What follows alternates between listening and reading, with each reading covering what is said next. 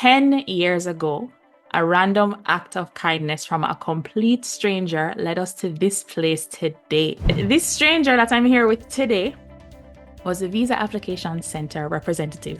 You worked at the Visa Application Center. You are semi-familiar with the paperwork and the processing and all that, and still you had an immigration consultant. Whereas there's people who have zero immigration, nothing, trying to DIY it. So now you're an immigration consultant, you know what's going on, you have experience going through the system as an immigrant. If you were to say like, now all these changes are happening, here are 5 things right now to most of the temporary residents, or even the people who are prospecting Canada right now, trying to come here as a student or whatever. It may be too late now for some who probably would be seeing this video. But for those who it's not too late for. If you find value after watching this video, please hit the like button and consider subscribing to this channel. 10 years ago, a random act of kindness from a complete stranger led us to this place today. He's mentioned twice in my book, and he is very instrumental in my Canadian immigration story. Now, don't try this at home. When my first visa, student visa to Canada was rejected, I reapplied with only just enough time to get to school, the first week to school. But by the weekend before the first week of school, I hadn't had my passport or visa. But on faith, don't try this at home, I booked my plane ticket for a Tuesday, and I said I was going to go and camp out in the Visa Application Center on Monday until I had my passport or visa. Kindly and nicely and silently and orderly, of course. And this stranger that I'm here with today was the Visa Application Center representative. I'm going to quote from my book. He walking around in the world this last 10 years, never even know say him in a book. Howard, the Visa Center application representative, was kind and understanding, and he told me this was the end of the day, the Visa Application Center was closing. And he told me that if he heard anything back, he would call me personally. And so I left. I was driving home. Then 30 minutes into my drive, my phone rang, and it was Howard. And Howard said, we heard back from the consulate, Miss McPherson, and you can come to the High Commission tomorrow morning and get your passports and your visa and head to Canada on your flight in the night. So I'm here with Howard today. Hi, Howard. Hi, how are you? It is finally, it's great to meet again, even though like we've been, complete strangers, like I said, and you were the Visa Application Center representative. And I was moseying around on the internet and I found Howard. And of course I creeped him out. I was like, wait, you're Howard, you're the Howard. And he's like, excuse me, pardon. So I'm glad I said to you, you had the wrong Howard, because Howard is not an unusual. It's pretty common. No. So I didn't believe that you had found the right person. I was unmistaken. Like I went on your profile, like I couldn't fully tell that you were at the VAC in Jamaica. But I was like, is this Howard? You should have seen me over here. I wish I had a camera on myself. And in my phone, I have him saved as the Howard. So the Howard. My goodness. Welcome. Thank you for your random act of kindness to a complete stranger. You are integral in my Canadian immigration story. And now you have your own story. So please tell us a little bit about you and your journey to Canada from being a Visa Application Center representative. Take the stage. Thank you for that introduction. I'm overwhelmed and I'm very happy that we've connected. You never know the things that you do in life, how they affect people one way or the other. And my philosophy is just be kind, right? So I appreciate you reaching out to me. Ironically, still on the immigration front. A little about me. We started the Visa Application Center back in Jamaica in 2013 or thereabouts. The High Commission wanted to outsource their visa processing, preventing people from coming into the office, similar to what you see in the US consulate. And so the call went out to find persons in Kingston and Montego Bay to basically build it from the ground up. One of the criteria was that the person had to speak French. Oh. And yes, and it was pretty difficult to find Jamaicans who are fluent in French. Yes. At the time, I was on hiatus from hospitality because that's my background. I have spent probably the better part of 10, 11 years working in the hospitality industry.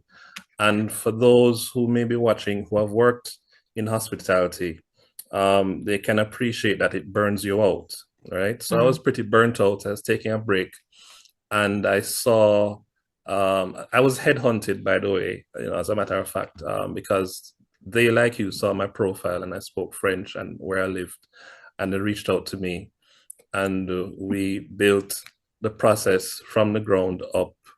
Um, and I believe today, original location, and it's now in another part of Montego Bay, I think, with a village or something like that, right beside the US consulate. But further to that, I mean, my thoughts about moving to Canada started when I encountered the High Commission. I had regular meetings with the immigration program managers. I have a few of them now that I'm in communication with, mostly retired, but I do refer to them from time to time when I have difficult cases, and they're so willing to help.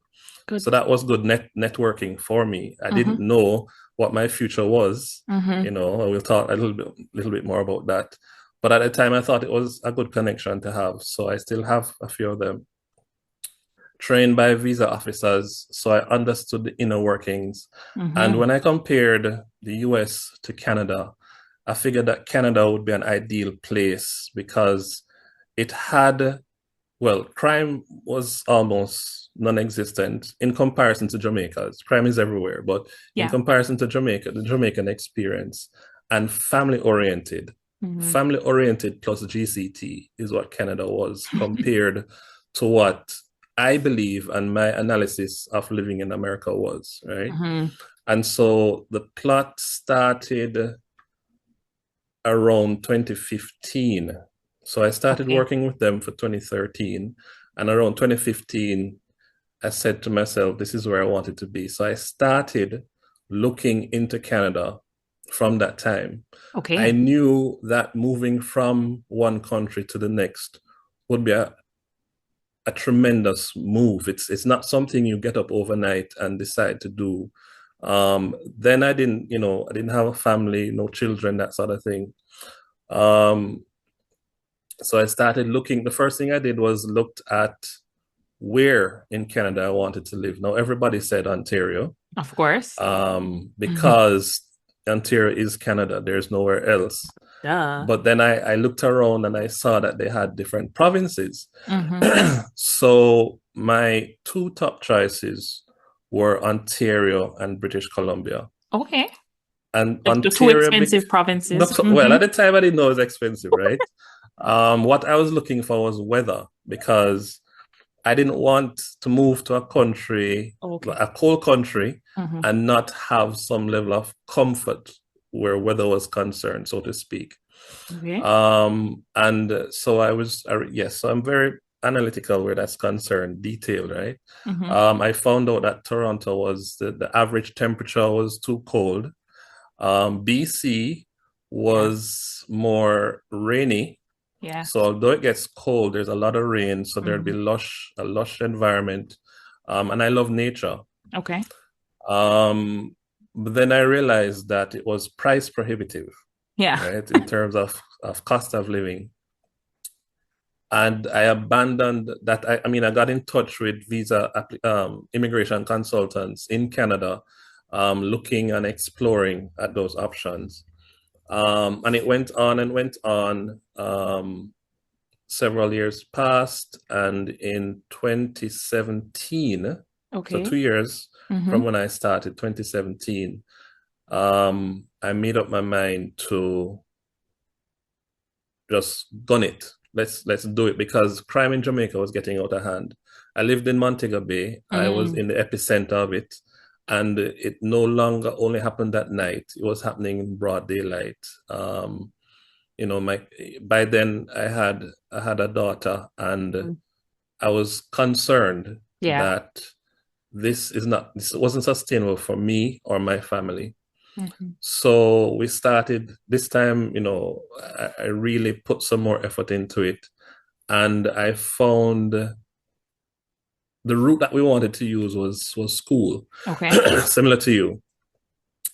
And we decided that we're gonna do Ontario because that was super expensive. Cost of living, school, work, too expensive. British Columbia was definitely out of it in terms of rent. It wasn't sustainable. And I looked in the maritime region and I saw New Brunswick and Nova Scotia. And I said to myself that Nova Scotia seemed to be the ideal location for me. One, because the cost of living was very low. Two, it was almost an island. So I wouldn't be far from home. We have something like 3,000, over 1,000 lakes. So I'll be Okay. completely, I'd have my water, I'd have my nature. Can see the water even though it's See cold. the water. Mm-hmm. See the water. School was inexpensive at that time. Mm-hmm. And everybody that I was, talking to was saying, no, don't go to Nova Scotia because that's where the poor people live and the houses are terrible and it's really the lower end of Canada, Country. so to speak, right? But I'm not one to go with the grain. I'm the outlier, so to speak. So if you tell me I can't do something, I'm gonna do it. Mm-hmm. If you tell me not to do something, I'm gonna do it. That was to my detriment as a child, but it worked out for me as an adult, right? So we applied for the study permit, but I decided to use an immigration consultant because no, it was just me. It wasn't just me. Mm-hmm. And having had the experience of working with the High Commission and looking at all the policies and all the changes and all the program guidelines and what visa officers look for, I didn't have the headspace for that. Mm-hmm. I was working a full-time job. We had family to look after, and I just wanted somebody who was competent enough, my level of competence, who would be thorough enough Mm-hmm. and who would just take it over for me. Mm-hmm. So we hired an immigration consultant, and I wanted everybody to come, my daughter, myself, wife, everybody. And he, at the beginning, was saying, no, the best thing to do, and this is what I hear from a lot of people, the best thing to do is one person go, you settle, and then you bring the family. Okay. But then my wife wasn't too keen on that because you just had a child and she didn't Mm-hmm. want to leave her child behind. And then even if she brought the child or child with her, there would be a challenge for her to go to school full time, plus Oh, so look after she the was the one child. that would have to go to school, not Yes, you. yes, yes, Okay. because I had already reached the pinnacle at that level in terms of education. I had my master's, everything. She Oh, hadn't yet had a degree, right? okay. So decided that she would have been the principal applicant. Mm. Oh, so she would have to Um, go with leaving the family. That's what the immigration consultant tell you? right, right, at the time, because that is, his reasoning was you can't, you need to prove that you plan to come back. And if you are going with the whole family, Okay. then it is obvious that you're not coming back, All right. right? But I wasn't, Times to your home country. Okay. right?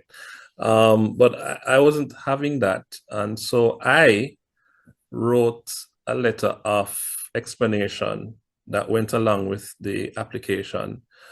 Call it that I had because of my experience with the High Commission. As you do. Mm-hmm. Right. I wrote a letter.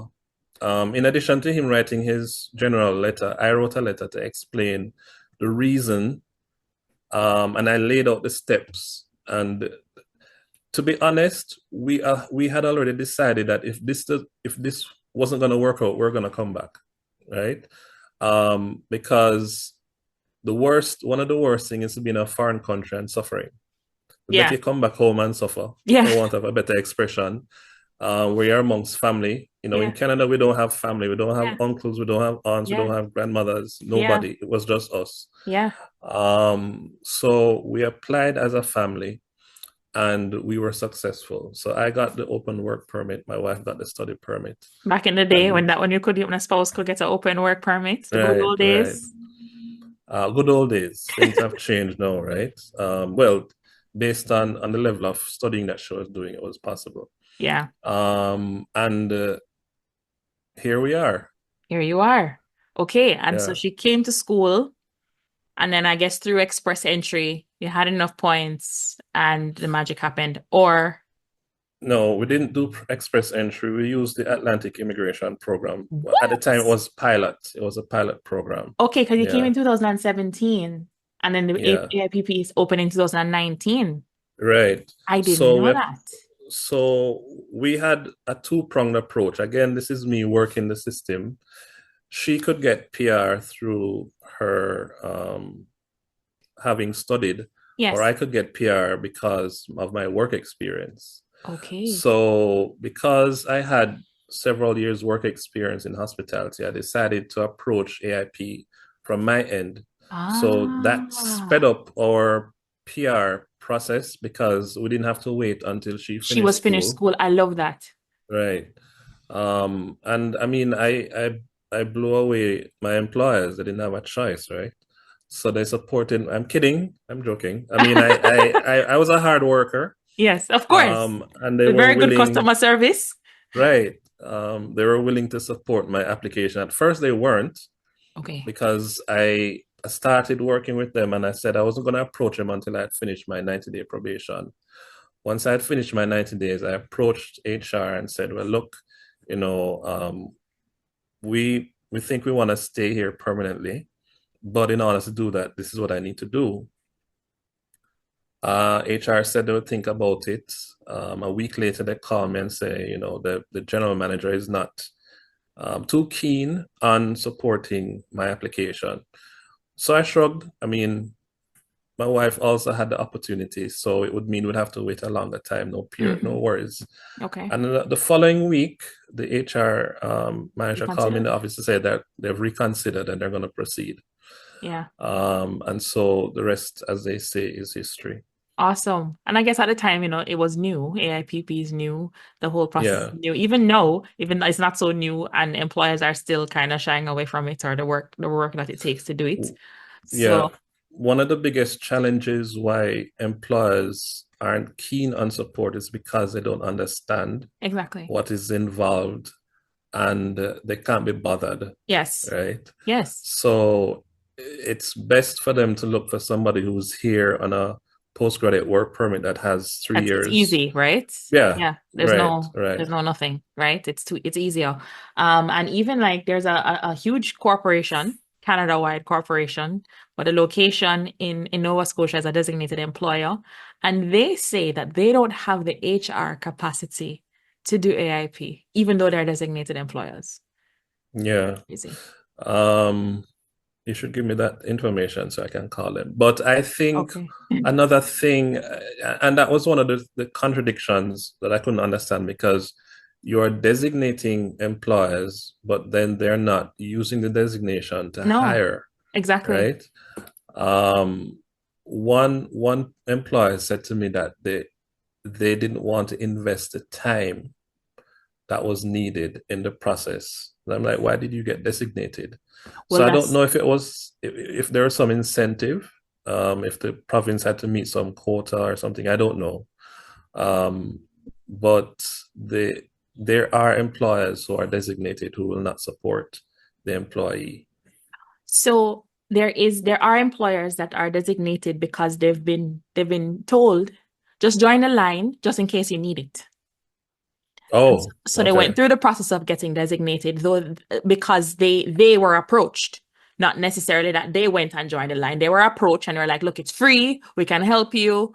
Just in case you need it, join the line. Insider info. Right, right. Okay. So Well, that makes sense. yeah, right. And it's unfortunate because then there's an illusion as to like, oh, there's this long old list. Oh, you're hiring, you're on the list. Can we get this job? No? Okay. So now we're going to shift now. So now you did your hospitality thing, you got your AIP, while it was a pilot. So the first year, Right. it's exciting. I wish I, stumbled upon you in 2019 because I went crazy on Atlantic Immigration Program You when did? it came out. So yeah, like I have a Yeah. whole playlist. Like I spoke about that Okay. in probably every video until I was like, oh, okay, let's talk about something else now. I Um, remember how they didn't reveal the list of employers. So it was all very clandestine. You couldn't figure out who was an employer. And then they opened it. yeah. I'm not sure if you knew about that part of it, but for a long time you couldn't tell who was designated. Yeah, well, by the time I was also because it was a company that approached me who had built a Okay. database of jobs. Because even though you have a list of designated employers, it only means so much if you know Right. who's hiring and who's not hiring, and they're not all hiring. Right. Which so it's like a 1,200 employer list, and not all of them are hiring. So Right. the list was only so useful, and then no more. Um, so you did the AIP, got your PR, yeah. So it's like, and I want people to like realize that, capitalize on the advantage of having your spouse. Like some people still have that advantage right now. Don't waste it. You know what I mean? Don't waste it.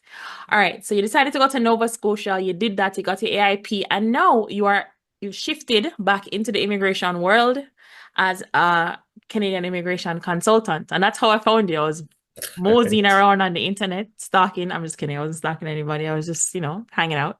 And I stumbled upon you, RCIC, the Howard.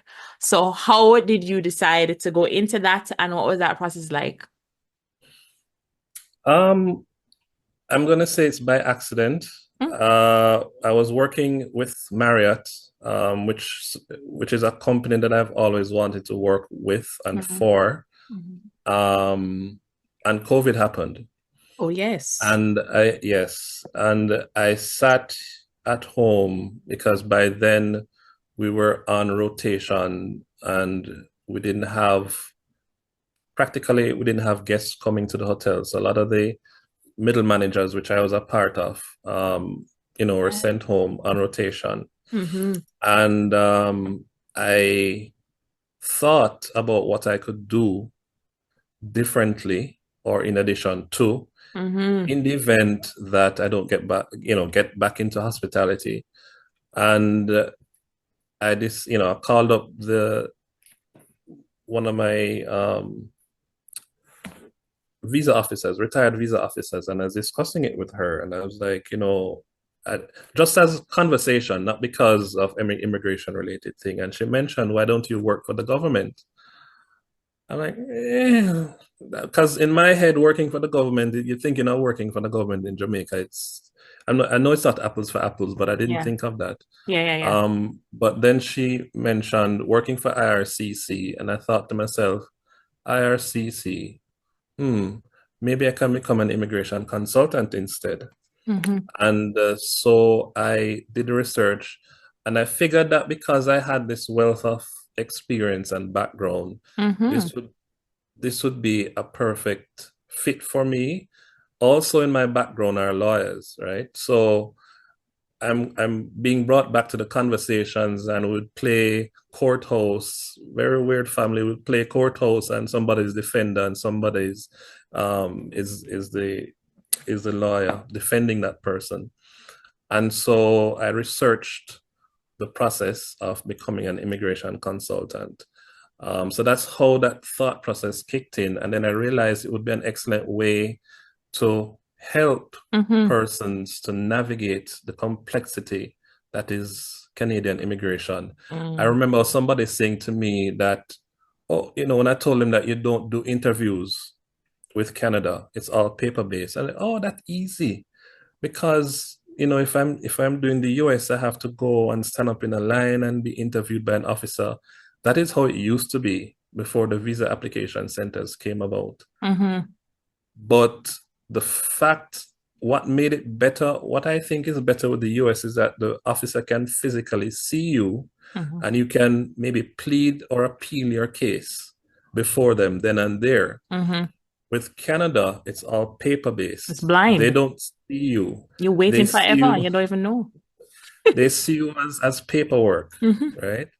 So having realized, that is a challenge for a lot of people, And some of the misinformation that I saw online, people telling you that, you can come together and live an easy life. I know a few people that fell for that, who ended up living on the streets, Oh, who regretted the move to Canada. Now, mind you, at that time, Canada was expensive, but it wasn't as expensive as it is is now. no. So post-COVID was expensive, compared, you can imagine what it is now. And so I wanted to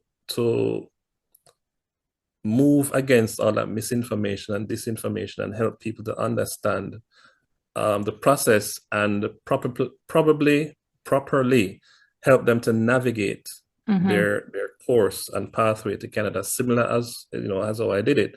A lot of persons like yourself, for example, just apply for a study permit. Back when study permits were easy access, apply for a study permit, and then the person will say, yeah, just apply for your study permit and you get your PR. No, it's a different thing. You have to, I always start with, where do you want to live? Right? It's never Ontario is the only place, because it's very competitive. Yes. It's very expensive. And although you're gonna probably get higher wages, you're gonna Cost of you're gonna living. be paying those wages out in rent and food and motor vehicle, You're right? telling me? So I try to look for places that will meet their budget, when we're doing the consultation or the analysis. What's a question for you, though? Because I visited Nova Scotia. Too bad I didn't find you on the internet before that. I came to Nova Scotia in May. I'll come back. We'll see us No live worries. and in person. Okay, guys, it'll happen. Nova Scotia expensiver. That's when, remember I said post-COVID. Okay.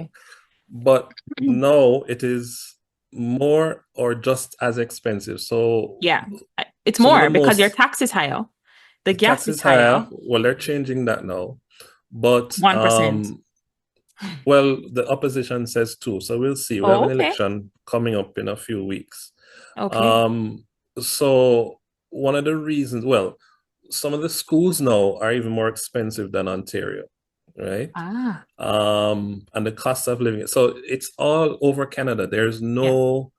There's nowhere in Canada, unless you're living in Northwest Territories, where the sun is 6 months up and 6 months of night. There's nowhere in Canada that's relatively low cost now. So we can't use that as a standard for determining where you want to live. So the other things we look at, of course, is climate, crime, and looking at your experience, your background, and Yeah. seeing if in terms of the zone that you want to live in, if that experience matches the in-demand occupations, right? Yeah. So we're looking at occupation, we're looking at Exactly. crime, we're looking at weather. No, so now everywhere is expensive. Housing expensive, food's expensive. Full stop. I did a study recently. I didn't talk about the territories.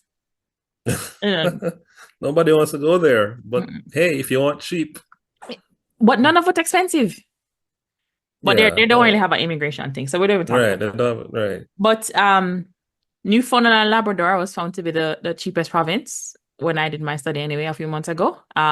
Where they had cheaper rent and stuff like that. Yeah, but because nobody wants to go there. Yeah, well, there's an opportunity, guys. Nobody wants to go there. You go there. There is nothing in Newfoundland. There's immigration opportunities. And I'm guessing that is also part of the selection criteria in terms of like if it's a more mature candidate and stuff like that, like the location that will, take into consideration the fact that you're over 45, because express entry don't care about you after 45. So climate, though, you said that was a big deal for your decision-making process, but it ended up in weather. But you end up in Nova Scotia. That's how is your experience of the winter? It's cold, but what I what do you call it now? Opportunity cost. I gave up the need for warmth. Okay, in exchange, in exchange for the cheapness, because remember at the time it was housing, because my projection was within 5 years we'd want to buy a house, Yeah.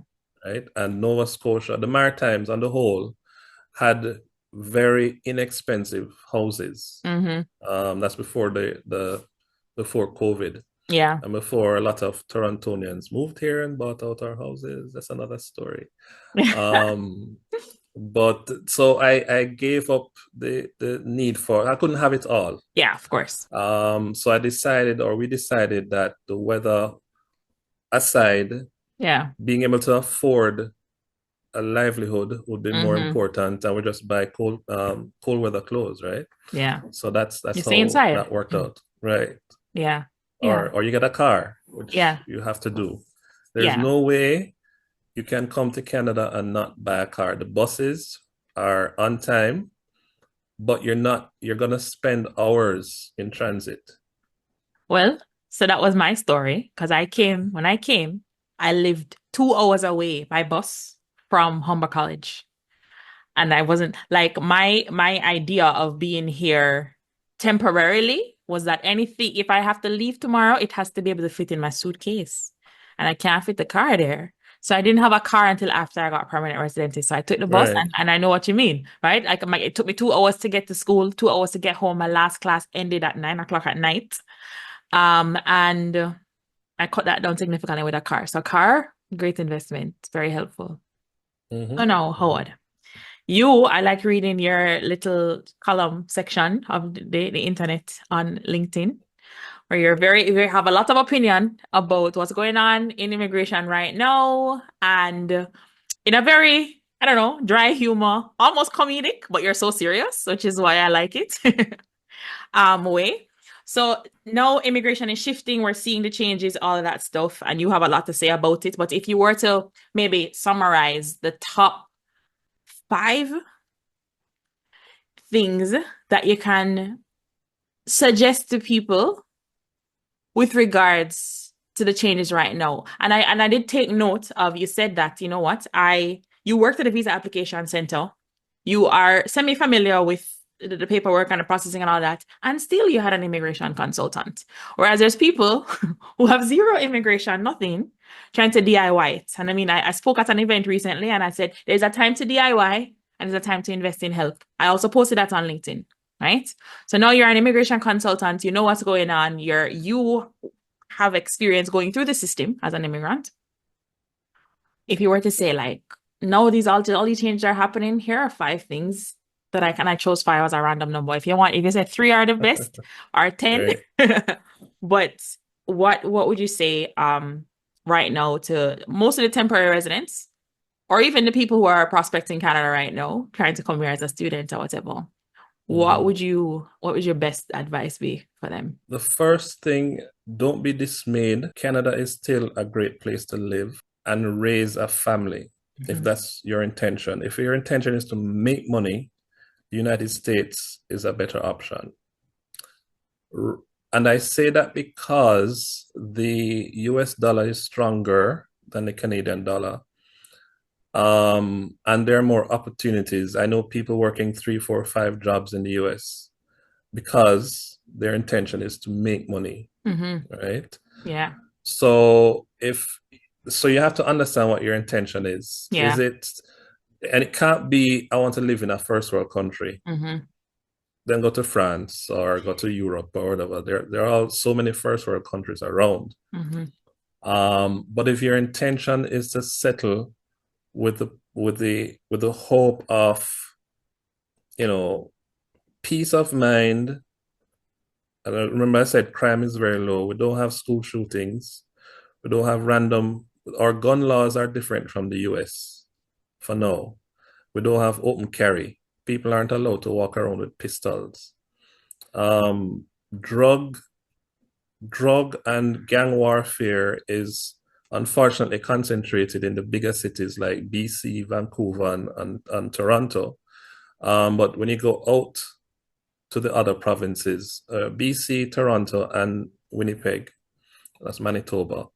But when you go out to the other provinces, it's not as severe and it's not as, not as rough. And again, there are pockets. It's not the whole province, just for clarity.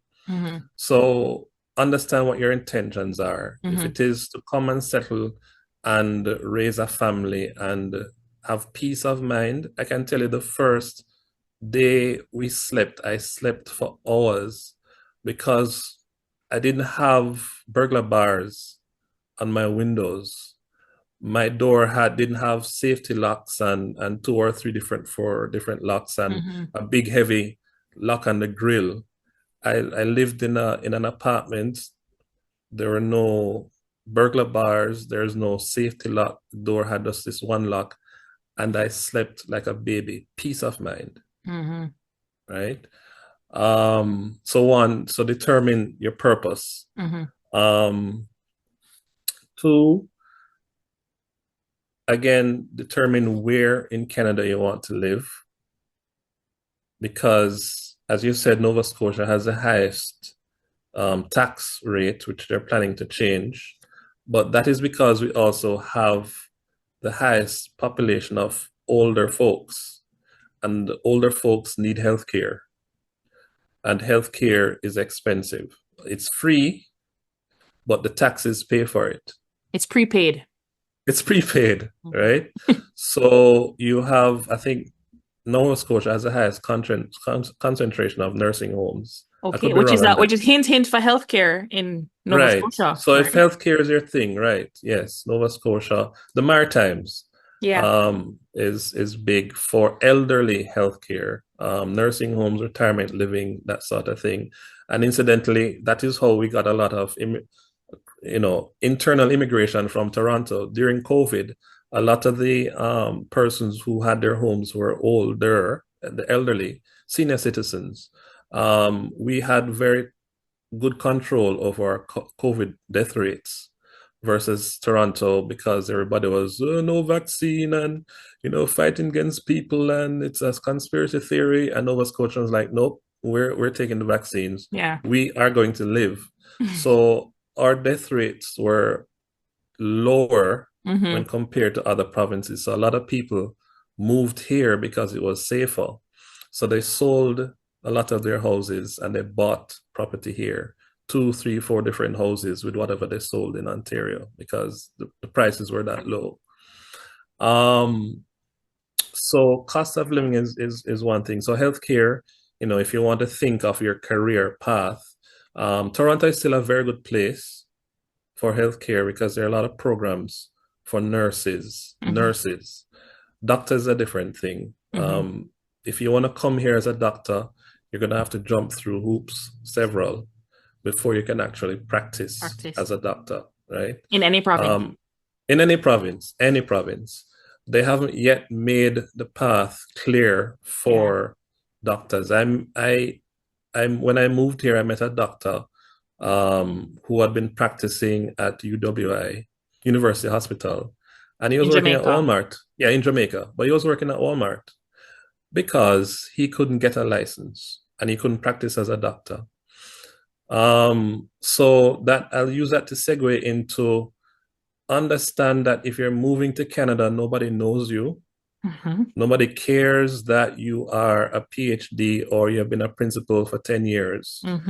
You're going to have to start sometimes at a level lower than what you're accustomed to. Yeah. So humility is important. Yeah. Right.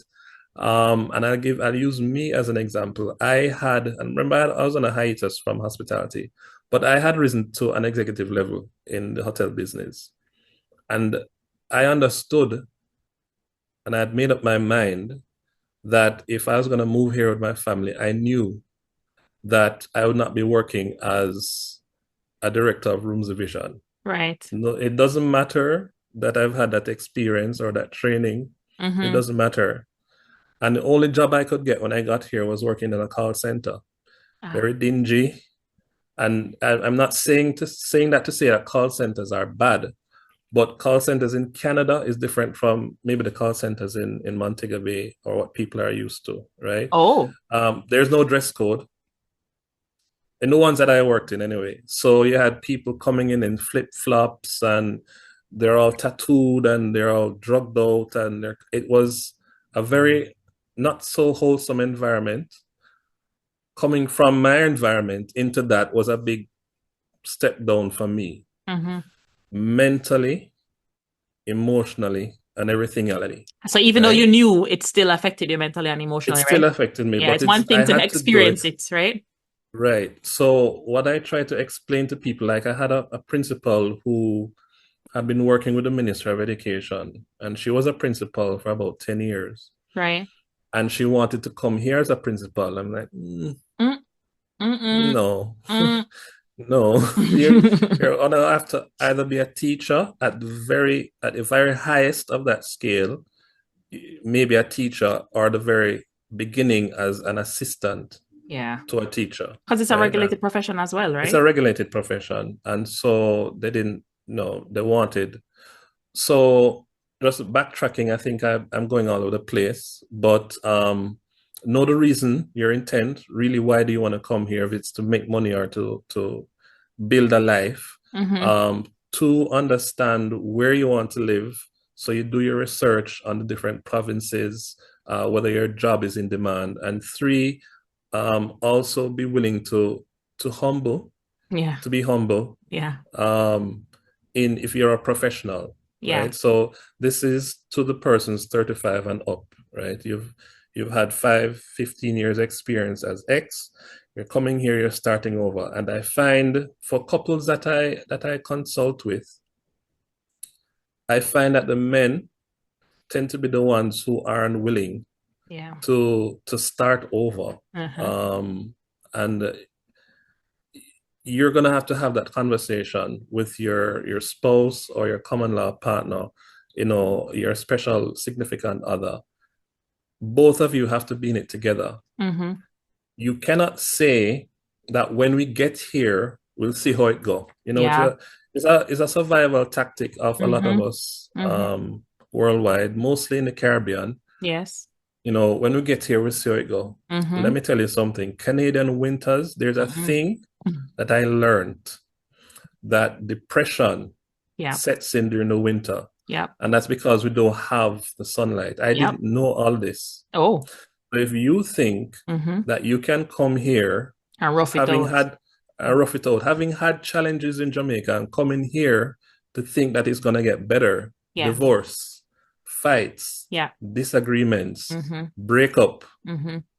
the order of the day. Yeah. Very unfortunate. I discovered something called jumpers when I moved here. I would go to work, because I worked on different schedules, and I'm crossing the bridge. You saw the bridges when you came here. I'd see police cars parked up, and Oh, I'll get to jumping off the work. bridge. I'll get to work, and I'm like, "What's going on?" And someone, "Oh, we had a jumper." Like, what do you mean jumper? What are you talking about? Suicide. People are jumping off the bridge. It is a thing Wow. in the Into the water, winter, right? into the water. Yes. So you have to understand what Mm-hmm. you're doing. Yeah. It's not, if you're single, no children, it's even as difficult because you don't have that. It's just as difficult Nobody to because share the load. you don't have anybody to share that That load was with. me. If you don't have family, it's just you alone. Yeah. And so let me, say that if you're moving here, you have to understand the humility that you have to endure and Mm-hmm. deal with. Yeah. And it has to be with the understanding that we are going to do it together. Yeah. It's not me and then we work it out. Mm-hmm. People have done it, right? And I Mm-hmm. can't, even after I've said these things, people say, I still want to do it. I still want to come, all right? But understand that is the difference between success and just getting by. Yeah. I think you and I are at the success level to some extent. We don't have Lamborghinis, which is not a big thing in Canada anyway. No. But but I think that we're able to pay our rent, thank God. We're able to buy gas, we're able to buy food, and we're not living in tents, Mm-hmm. which is increasingly a part of the Canadian existence, Yep, right? unfortunately. People who can't afford the basic necessities of life. Mm-hmm. And more so because of the type of economy that we have. Yeah. So you have to have a certain level of resilience. Mm-hmm. So resilience, know where you want to live, know why you want to move here. That's 3. You said humble, so that's 4. Yeah, be Yeah. humble. Right. Be prepared Yes. to be humbled, Yes. right? No matter where you are. No matter.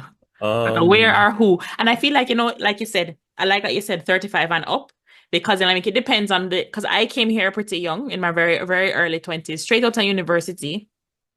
And so I never really had the full adult experience by that time. And so that was my start. I yeah, was starting over in terms of friends and all of that stuff, but that was my start. But still then, you definitely are humbled, but more so when you've been working in whatever occupation for X amount of years. You have your life, you have your house, you have your car, all these things, and now you have tech bus and all these things. So mhm, yes. mhm, yeah. So for the 25 and under, I think the being adventurous, you have to have an adventurous spirit. Oh yes. I was ready to move to Okay, another there you province. go. I was There you ready. go. My aunt wasn't so about that because I lived with my aunt and she was like, but like you said, adventurous. I was ready to move to BC. I never looked on the cost of living. BC, BC is actually a lovely place, a lovely province, but again, cost of living, Yeah. right? But it can be done. I mean, there are people who are living there. Yeah. Well, I was doing Uh, it for immigration, really. oh, okay, I would have okay, come back okay. probably. I think those are the 3 or 4 issues that I encounter with new immigrants. Now, for persons who are in Canada, Mm-hmm. do not, do not waste your postgraduate work permit. If you're a student Mm-hmm. and you have done your time served, is what I call it, work, studying those long hours, you've completed your certification, 2 years, 3 years, whatever it is, and you now have a postgraduate work permit, which is Yeah. a work permit that you get once you've completed your studies. Mm-hmm. Do not waste it. If permanent residency is your Cool. final Mm-hmm. goal, Mm-hmm. do not waste it. And by that I mean understand what it takes to become a Mm-hmm. permanent resident Mm-hmm. from the perspective of skilled employment. Yeah. Um, and it may be too late now for some Yeah. who probably would be seeing this video. But for those who it's not too late for, do not waste it. Research. Mm-hmm. The first thing you need to do is understand what programs exist Mm-hmm. for permanent residency Mm-hmm. in the province that you are Mm-hmm. related to your field of study. Mm-hmm. Now, there's an expectation versus reality with a lot of students who start a program. The most common at the time, I think you did it too, project management. The popular one now is HR and business Okay, management. so Mm-hmm. business management, HR, IT, and hospitality. Mm-hmm. And I can see that, a lot of people chose those because maybe it's easier to get into and it more or less align with whatever they were doing. Mm-hmm. And so they expect once they graduate, Mm-hmm. the expectation is to find jobs within, that realm Mm-hmm. of study. Mm-hmm. If you're in Toronto, you're competing against millions of people. It's Mm-hmm. not 100 people, it's Yeah. millions. Mm-hmm. So you can get jobs in that field, but Mm-hmm. networking is important. Oh, I'm so What happy did that you you said that without me do? asking. What did you do while you were in school? Mm-hmm. Because one of the things that helped me to land a job so early, which is another issue for persons coming here, is that they can't find jobs. They Mm-hmm. take months and months and months. I found a job within 2 months of getting here. Mm-hmm. But what I did as Mm-hmm. part of the Rotary Club back in Jamaica, Mm-hmm. and I randomly sent an email out to the Rotary Club in Nova Scotia. and said to them, introduced myself, said what I'm planning to do, and I connected. And they in turn connected me to employers and managers and what have you. And that is how I started, right? So, and I told my wife the same thing. Yes. Right after school, she was able to get the same job that she was studying for, right? I said, attend all the seminars, network with the teachers. Who is in charge of some of these teachers are professionals that have their own businesses. If you're in a co-op program, make an impression with the employer that you're working with, right? Don't just study for studying's sake and then expect that you're going to magically transition into the job of your dreams and then magically transition into PR. It is a process. It has to be properly mapped out, right? So networking is very important. Volunteering, if you can, it's not big in Jamaica. But even in Jamaica, when I conducted interviews, I'd ask people, so were you a part of this club or that club? Did you play sport? Because it's important for Canadian integration. Yes. You have to be a social creature, right? Versus some other Caribbean, and my reference is Jamaica, because that's our point of reference, where you don't have to. A lot of schools don't encourage you to participate in extracurricular activities. So you go to school and you go home and you graduate and that's it. Here, the more integrated you are, the more networked you are, it is the better it is for you as an immigrant. Yes. Right? Because you are showing yourself as capable of working with the system of, sometimes, a lot of times you're considered as an other because they don't really talk to anybody. They don't really do anything. You do a lot of outreach, which is a good thing. But if you came and you were just by yourself and then you expected to be where you are now just by staying in your corner, it would not happen. Right? Nobody's looking for you. Nobody. I remember Canada is, I think, larger than the US. It's a large landmass. We have, luckily for us, we're not as populated as the US. 40 million is the population now. But that is your competitive set. 40 million people. Yeah. Versus 3 million in Jamaica, for example, or 2.7, whatever it is now. Right. So that's where your mind has to be. You have to be willing to open your mind to the possibilities. I'm in Toronto. Toronto is Canada. Can I move somewhere else that's not as creative and loud? Maybe try that, because then the competition is not great. So you're a project manager. That's what you did in Jamaica. Where's construction exploding? Yeah. It's exploding in Toronto, but Toronto has a high concentration of project managers. Yeah.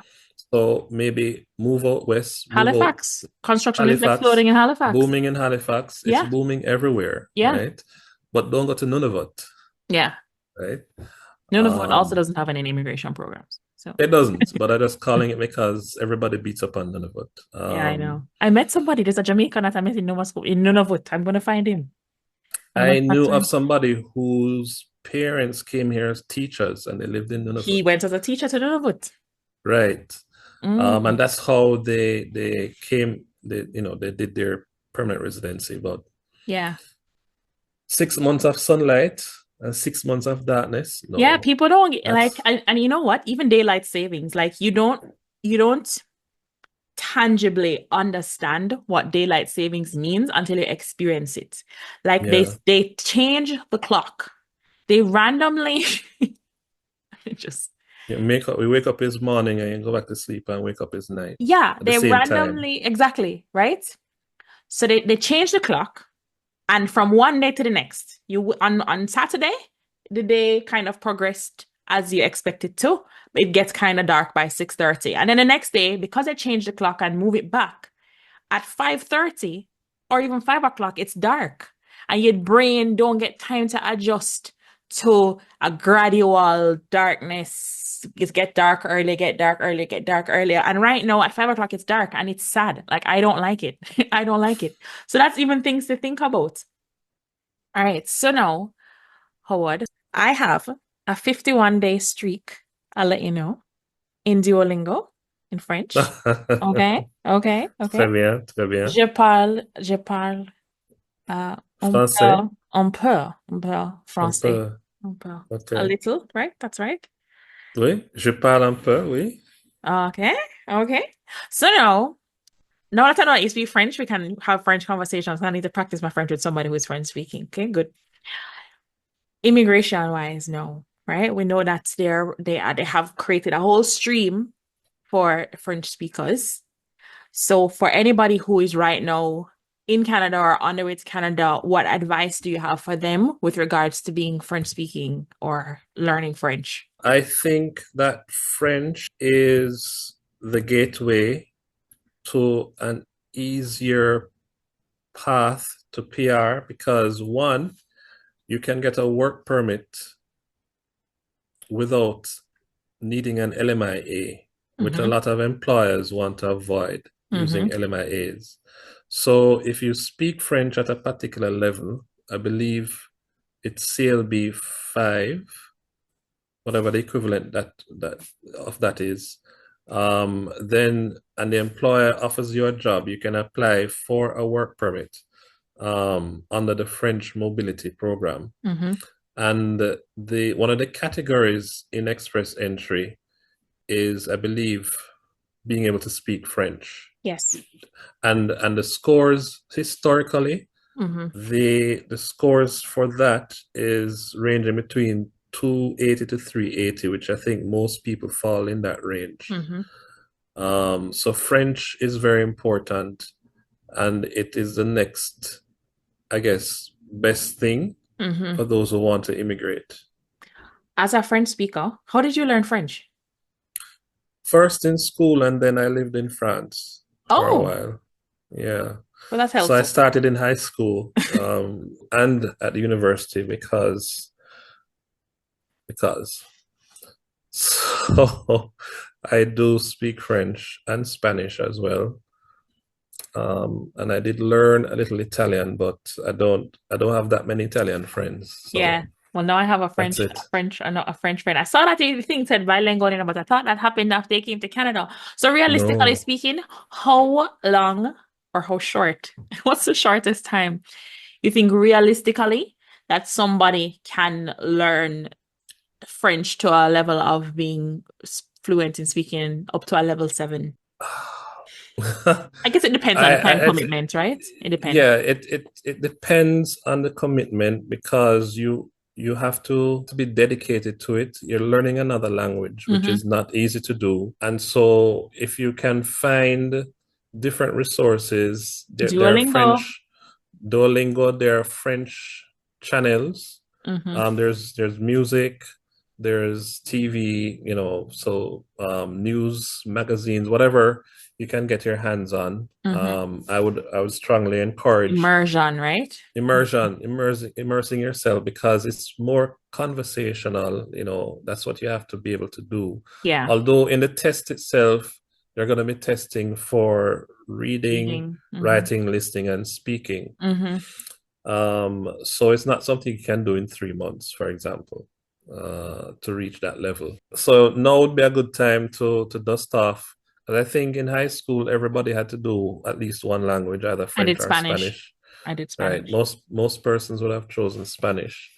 But it is seemingly the easier route now that everything else is becoming. And to be fair, it's not that they're restricting, because I remember back in 2013, the immigration levels were just as low, Mm-hmm. right? It wasn't until a change in government that Mm-hmm. they decided to be ambitious and they Mm-hmm. increased it. Mm-hmm. So in essence, what they're simply doing is going back to What it was. what it was. Mm-hmm. And because we've become so accustomed Mm-hmm. to, hey, come to Canada and we get everything now and we can Mm-hmm. start working and life is Limitless. good, limitless, right?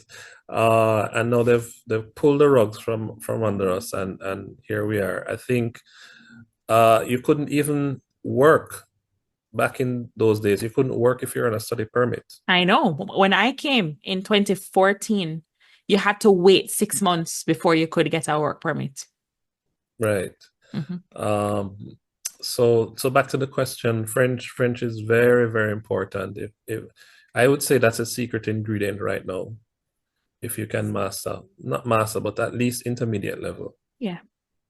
And practice is where it will, that will make your success. It's a Yes. practicing, not just doing the bookwork or the theory, but practicing. Yes, find a French friend. So now you're my second French friend that I met in like 2 weeks, and There now you I'm going go. to be talking French to y'all.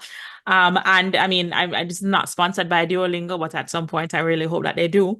That I have a 51-day streak in Duolingo because my daughter is in French school and everything comes home in French. Everything. So she gets notes in her bag from school, Mm-hmm. and they're in Oh, French. wow. Okay, it's upside down. But it might as well be upside down because I can't read it. But it's all in French, right? And I mean, of course, there's Google Translate, but I don't want to have to rely on that. So now I am immersed, sort of, in learning French. I'm going to get a French tutor, and I'm going to be on the French train, not for immigration purposes, but for professional purposes and also personal, because I have to understand what they're talking about at school because she's in for French first language school. So you heard it here, and I'm sure you've heard it other places. It's also in my masterclass, Learn French, Pick Up a Language. So then on to the next thing. So everybody that I interview, right? So you're part of my Our Immigration Stories series. And everybody that I've spoken to on their own without me asking. So thank you for mentioning it. Speaks about networking. When I spoke at an event 2 weeks ago, I spoke about the mental health and networking. So, but sometimes I find that there's like you said, it took you 2 months to find a job, right? Though you networked. Okay. Which is, I feel, a realistic expectation, right? Nobody's just going to see you off the street and say, oh, because we met now, I'm going to give you a job. It might be a process, right? Yes, you can get a job from one day to the next. But if you had some suggestions for people who are right now networking on how to network properly, in terms of getting your foot in the door, what to say, the right thing to say, but also maybe just reiterate the fact that it is a process. I think for those of you who are churchgoers, one of the easiest places to start for networking is the church. Talking to your pastor, being involved in the youth programs, whatever it is that they have there, or the outreach program. So you have to unshy yourself, if that's a word. And in school, there are hundreds and hundreds of different options and opportunities for networking that you can be a part of.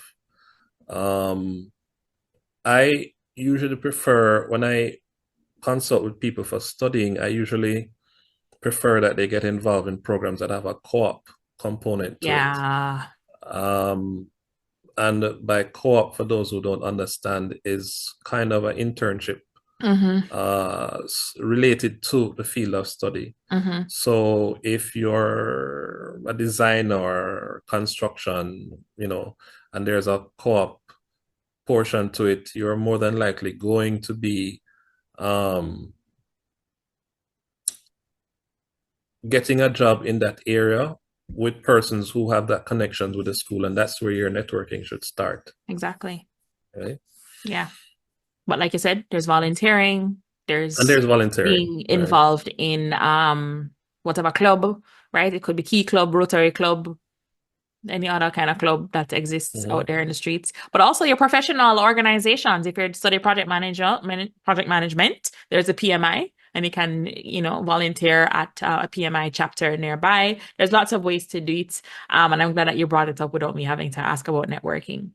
All right. So thank you so much for spending this morning with me, Howard. I really appreciate it. And I thank you again for your act of kindness to me as a complete stranger 10 years ago. That has come right back around, and here we found each other. It was fate. You did share your story. Thank you so much. And lots of tips and tidbits for present, new, old, oncoming Canadian immigrants.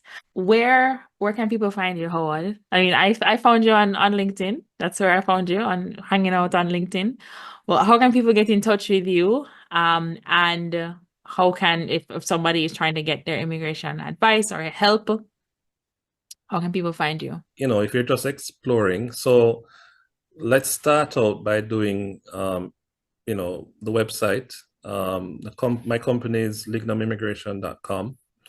So you can go to that website. I do have an AI immigration assistant. You can ask it any question you want, and it will return responses.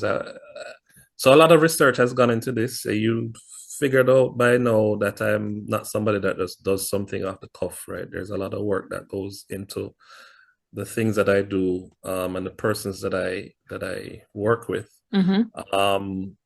So if you just want general information, how does this work? What programs are best? Then Talk that to the AI. is where I would recommend that you go. If, however, you want a more personalized analysis, so an assessment, a one-to-one, similar to what we're doing now, then you can book a consultation, go through the process that is there. So once you select the consultation, then you're going to be asked to fill out a pre-assessment. And that is important so I can understand who you are. Just calling me and say, which I've had, just calling me and say, I want to get to Canada. How do I do it? I know. It's I not, know. I get that. I get those messages. I get those right. emails too. It doesn't work like that. No. It never has, never will. So if you want something that's more personalized, deeper analysis, a lot of legal research goes into it, then a personal consultation with me is the other option. I don't take phone calls just for questions because I find that to protect my license, I have to be careful of the information that I give you because it may be misunderstood as legal advice. And if you say, how do I get to Canada? And I say express entry, and then you apply for express entry and you're in the pool for a year and you do not get an invitation to apply, you call me back and say, I call you and ask you how to get to Canada. You say express entry. And I created my profile and I still didn't get an invitation to apply. I think you're a fraud and a scam. And so I prefer to get details before I give answers. So consultation is the best way. Now, even in using the AI, but it goes to my help desk. So if you've decided from the answers that you want to connect with me, then you can let the bot know and it will let me know to reach out to you. Yeah. So those are the best ways. If it's an emergency, immigration has held on to you at the airport, then a phone call would be the quickest way. Appropriate. How do I get out of this airport? But hopefully you would have planned your arrival in Canada to avoid the likelihood of that happening. So yeah, thank you for having me. We've been trying to have this conversation for a couple months now, probably 3 months. Yeah. So it's just a testament to how busy our lives are, but also, to the point of being committed to getting something done. We did it. We did it. So I appreciate it. Yes, we did it. So this is Howard. Howard, what's his last name? Oh, Brown. You know why I know? I know why I know? Because it was the other guy's middle name. Oh, right. My imposter friend. Yes. Okay. Yes. Thank you so much again. Thank you for watching and tuning in. If this was at all helpful for you, please hit the like button. Please share this with somebody who you think it will be helpful for. Subscribe to this YouTube channel. Get my book to hear my story, my crazy, crazy story, how it is on page 15 and 16. I should charge you for that. I know, I'm right? kidding. I'm kidding. And I will see you in the next video. Bye. Okay.